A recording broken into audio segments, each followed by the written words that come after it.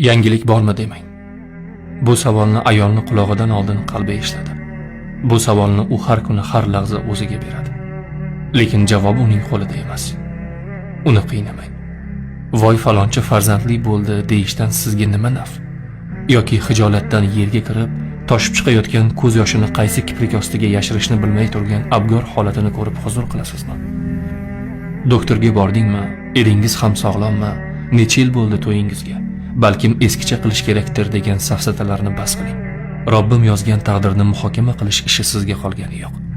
Qanchadan qancha shifokorlar u tabiblar ostonasida turib, son sanoqsiz dorilar va muolajalar jarayonini boshidan kechirganini, har oy yaxshi yangilik ilinjida doktor eshigi oldida sarg'ayib, qalbi ado bo'layotganini siz bilmaysiz.